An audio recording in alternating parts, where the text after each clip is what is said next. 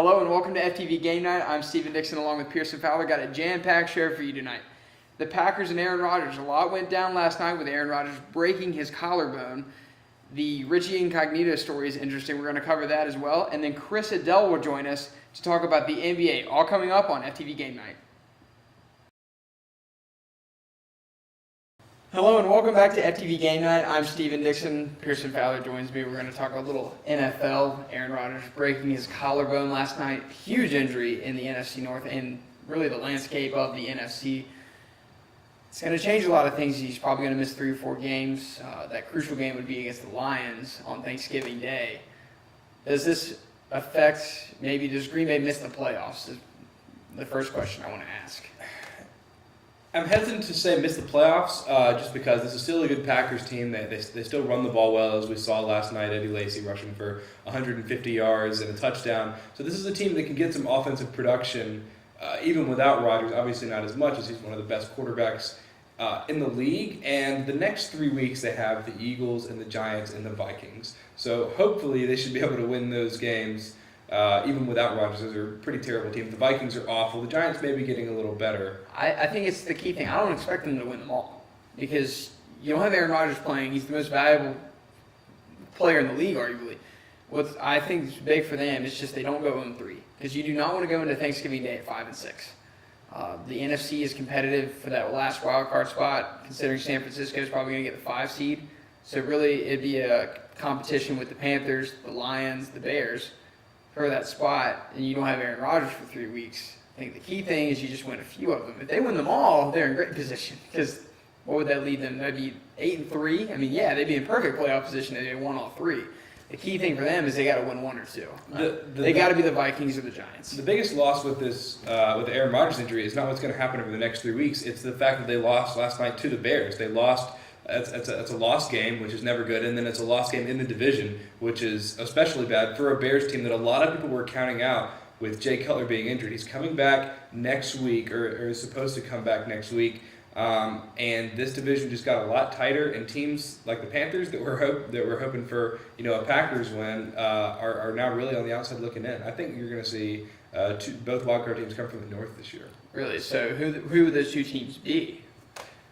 At this point, I'm going to have to say the Bears and the Packers. The Lions look like they're primed to win the division, as much as that pains me to say.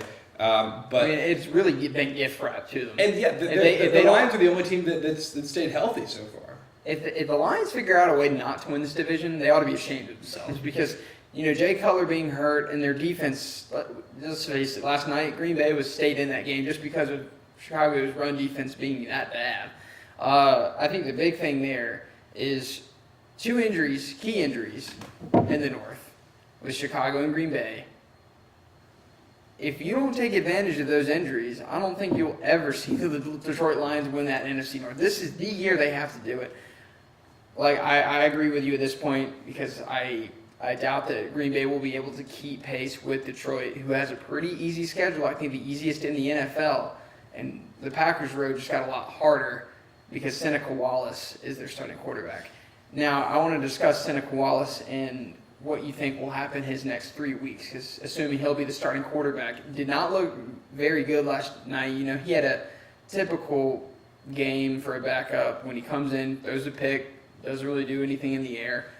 Do you think he can have a better 3 weeks when he actually has to start? I think he can. As a quarterback, you're going to prepare differently when you know you're starting than when you're a backup and when you're thrust into a game that you're not expecting to play in. That makes a huge difference. The other thing is the Packers, and you saw it last night, Mike McCarthy was hesitant to throw the ball because, again, being thrust in there, having no experience running this offense. But as he gets a little more comfortable with the offense, as he starts taking reps with the first team, even just in practice, yes. You're going to see maybe he's not going to be Aaron Rodgers. He's not. But they're not going to build that offense off of Aaron Rodgers. They're not going to build the offense off of Seneca Wallace throwing the ball, but what is going to happen is just as he grows more comfortable with the offense, they're going to be willing to put the ball in the air, which they weren't, and that really hurt them last night, even though they did run the ball well. Yeah, because, you have 200 yards from your rushing attack. It's an offense where your quarterback can succeed, even if he's not a very capable quarterback of carrying a team. All I think Seneca Wallace is going to have to do, especially against three teams that aren't really spectacular against the run, the Vikings, the Giants, and the Eagles, I think really they're going to have to hand the ball to Lacey. They're going to have to eat up a lot of clock, convert third downs. That's what they did not do yesterday. But a key thing, you just made the perfect point. Seneca Wallace didn't get any reps for the first team last week because Aaron Rodgers was starting. He was completely healthy. He had not broken his collarbone yet. This week, he'll practice with the first team. A little confidence, a little swagger will come back into his game, hopefully for Green Bay's sake. And then he can go in and, not screw things up. That'll be his job. I think that defense is okay. It'll be interesting to see because they're playing a quarterback that threw 7 touchdowns last week. One thing I remember back in 2010 when that team won the Super Bowl, and I'm not saying this year's team's going to win the Super Bowl because I think Seattle, San Francisco are much better at this point, but Matt Flynn had to come in for Aaron Rodgers against Detroit because Rodgers got a concussion. I was looking at it today. Matt Flynn threw for, I think he was 15 for 25, so pretty average completion rating, like about 60, 65%. No touchdowns, 1 pick. It was a pretty below average day, but he's a backup quarterback. You expect it. The next week he goes out and outplays Tom Brady in Foxborough, nearly beats him, just ran out of time at the end of the game. And if New England hadn't had an offensive lineman return a kick for nearly a touchdown, you remember that play? Yeah. That game would have been Green Bay's. So I'm not saying Seneca Wallace will go out and outperform a guy like Tom Brady next week, but you're going to see a much better performance. And I think Green Bay is going to be able to stay in that race. I think they do make the playoffs. Yeah, and you have a matchup advantage. You're going up a guy in Nick Foles who did throw 7 touchdowns last week, but that's not going to be the norm. I don't think Nick Foles is going to be a 7-touchdown-a-game kind of guy. Then you're going against Eli Manning, who's having the worst year of his career, and then you're going to Minnesota. Enough said. As much as the Bears caught a break having a bye the first week that Jay Cutler was hurt, the Packers do have a light at the end of the tunnel, and that they're playing 3 bad teams while Rodgers is hurt. So we'll see if they can pull out a couple of wins over that 3-game stretch. All right, we'll be right back to talk about Richie Incognito and the bullying allegations against him. We'll be right back on FTV Gamenight.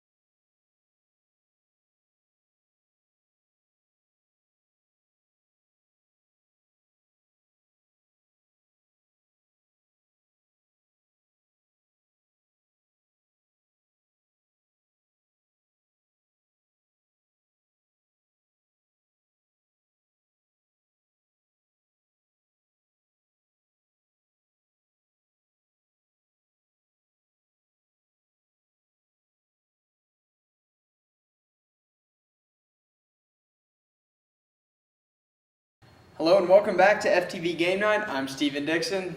Pearson Valley joins me here. We're going to talk about Richie Incognito and the allegations of bullying within the Miami Dolphins locker room. He's kind of the centerpiece. There's been other guys involved, supposedly Mike Pouncey out of Florida. He's also had connections to Aaron Hernandez. So not great guys, at least leading that locker room. It seems like kind of a mess in that locker room and in that organization. Not really a surprise with Jeff Ireland, of course, running the show. What do you think of this? I've never seen anything like this. I haven't either. And hazing, to some extent, I feel like goes on in the NFL. You talk to some of the guys that have been in the league for a while. I mean, that seems like part of the game. This just seems to have taken it a little bit too far. $15,000 too far. $15,000 dinners, racial slurs, things like that, and just some really horrible things that extend beyond just typical hazing. And even I'm not in a fraternity or anything, so I don't know what hazing is like nowadays. But I feel like it's a little bit antiquated, maybe. I don't know. I'm listening to Colin, and he seems to think that he's been making the argument that it's kind of an old school thing, that times are changing now, people need to adapt, and I think I agree with that. There's definitely something to be said for, I don't want to say growing up, but for adapting to a time where we're more sensitive to things like that are offensive to people, and things like bullying that can potentially be life-threatening. I think there's a big difference between making a rookie pay for a $20 dinner and then a $15,000 dinner. And then, of course, Richie Incognito sending threatening and racial messages to Jonathan Martin's phone. It's a little bit, that's way too far. And what doesn't help Richie Incognito in this situation is that he already has a terrible reputation among players. He got kicked out of Nebraska, kicked out of Oregon. He's voted the dirtiest player in the NFL. Remember earlier in the preseason, Dwayne Brown of the Houston Texans, I think it was him, or no, because he plays offensive tackle, but a Texans defensive lineman actually swung Richie Incognito's helmet, like literally took the helmet right off of Incognito and then swung it at him. And I mean, something's wrong with this guy. And I've watched, do you remember Hard Knocks film the Dolphins last year? You actually had a little bit of hazing in there because he had stolen a rookie's iPad and then insulted his fiance. So this guy doesn't look like a good guy. You need to read a lot of the stories on Deadspin with Incognito. He's kind of scummy. If I wanted a word to describe this dude, I would not want him on my team, and it's a good thing that the Dolphins want to get rid of him. At the same time, not all rookies are going to run away from this, and it's a big problem in the NFL. Jonathan Martin, he might not be the strongest character, I want to say character. He might not have the mental toughness that other guys do, so he might not be able to shake off this hazing. It's going to hurt his wallet, of course, if you're having to pay $15,000. But hopefully he'll be able to come back in the league. But the problem there is, since now Richie Incognito sent threats to him, I mean, is it ever safe to come back? That's what's so awful about threatening your own teammate, too. The guy that you play next to on the offensive line. A guy that you have to trust with picking up blitzes and pass blocking. It's really awful. And there is a certain level of hazing that I feel like is accepted by the league, by veteran guys that have been around, guys that you can trust. Like you said, paying for a $20 dinner, making them sing a song or wear a skirt or something funny like that. I just can't get over how far over the line Richie Incognito went with the threats. And the worst part of it to me is that he has basically cronies in the locker room. He has divided the locker room.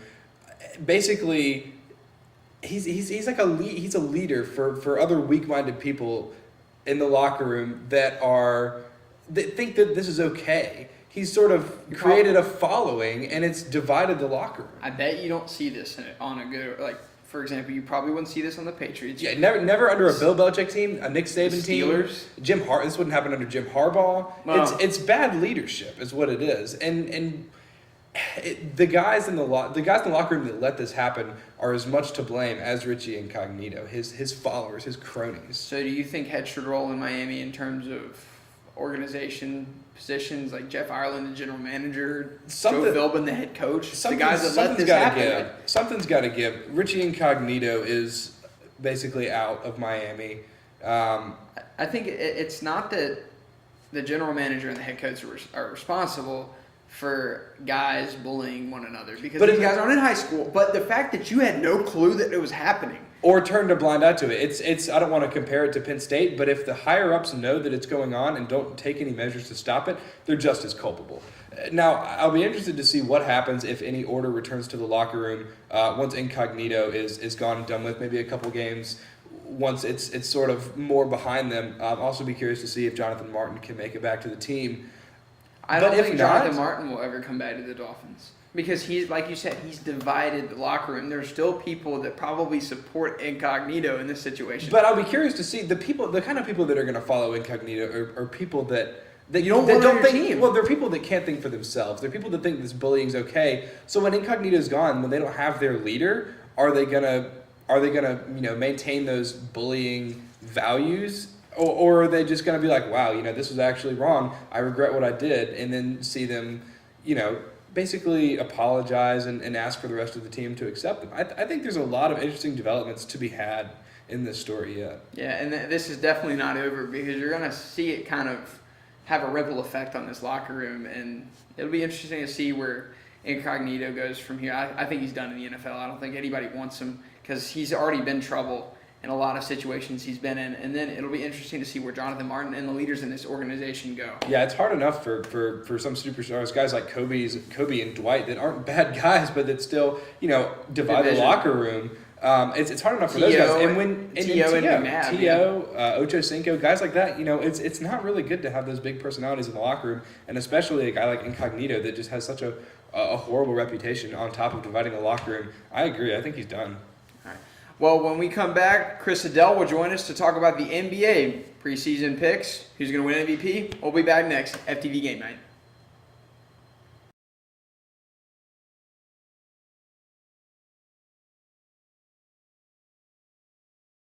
Hello and welcome back to FTV Gamenight. I'm Steven Dixon. Chris Adele joins Pearson and I to talk some NBA.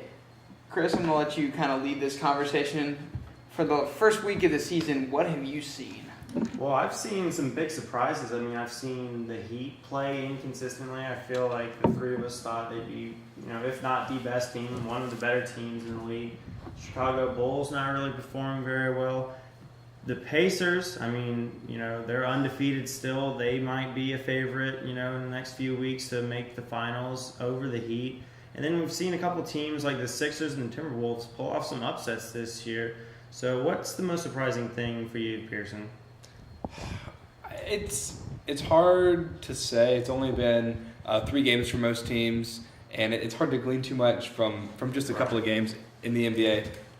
The Heat 1 and 2. I don't want to say it's a little bit surprising, and I'm surprised they lost to the Nets. I'm definitely surprised they lost to the 76ers. But at the same time, it's almost a non-story. The Heat are still going to be the best team in the NBA if they don't win all their games. If they don't go 81-0. They're not going to be trying to burn it all in the beginning of the season. They're going to leave a lot in the tank because they're playing a lot of games. They're playing a full season in the playoffs every year, and they're going to need every little bit of that. So I'm not necessarily surprised to see them 1 and 2. I guess to see the 76ers at 3-0. We were talking, I guess, last week. They're going to be one of the worst teams. How they're going to be one of the worst teams, and they still very well could be. They could still go 3-78. But Michael Carter-Williams has been a huge surprise. Almost had a quadruple-double in his NBA debut against the Heat, so that was tremendous. I'll be curious to see what his development's like over the course of the year, and as he starts to get more hype, to see if he can handle it. Okay, well, what I've been watching is a team that's kind of gotten no attention right now, at least. I think the Rockets are playing pretty well. And then on the other side, negatively, the Knicks. They don't look good at all. It really looks like they miss J.R. Smith. Am I right? Yeah, I think so. I agree. Yeah, because I think that the threat from outside, I think that Knicks team is flawed anyway. In the same way Brooklyn is, I don't think you're ever going to win anything meaningful with Carmelo Anthony as your best player. It really shows when you take away the perimeter shooting of that team. That's really a flawed team. Yeah, well, and you're asking a lot for that team to play defense. The Knicks you've seen in the last couple of years, they live and die by the 3. And when you have good shooters, I mean, you had J.R. Smith, but you still have Melo. He's really inconsistent too. Well, yeah, you saw him in the playoffs lay an egg last year. But if you take away that perimeter shooting, you have a good perimeter defensive team like in Indiana or someone like that that can take that away. You're done. The Knicks don't play defense. They're very hot and cold shooting as a team, and especially Melo. But yeah, this is the Knicks team that hasn't looked good early, and they're gonna miss J.R. Smith, and they're gonna need to find someone that can replace that production, or else you're gonna see people double teaming Melo all the time, and they're not gonna get any offense. Yeah, and go ahead. Yeah, I was just going to ask you, or speaking about the Rockets, what do you think, first 3-4 games, Dwight Howard and the Rockets are looking like right now? I think it's a team that's going to be more, okay, last year, they were a team that could score at will. With Mm-hmm. James Harden, Jeremy Lin, obviously, they're going to get a lot of free throws. They're going to score a lot of points. But where they kind of fell off, Aaron Brooks as well, where they fell off is defense, obviously. What is Dwight Howard going to bring to you? He's not always going to bring you consistent scoring in the post. Rebounding Very few and guys can do defense. that. But rebounding and defense is what that guy brings. That's what they're going to compete with in the Western Conference. The Lakers don't have the same size as they did because they lost Dwight Howard. The only guy they have now is an old Pau Gasol. The Spurs front court's pretty old. They actually have a relatively young front court with a really young back court that can score a lot of points. I think that they're going to contend in the Western Conference. I don't think a lot of people are giving them the credit that they really deserve because, outside of Harden, Lin, and Howard, it's a relatively unknown squad. They're going to play really well later in the season. I expect them to be one of the top 4 seeds in the West.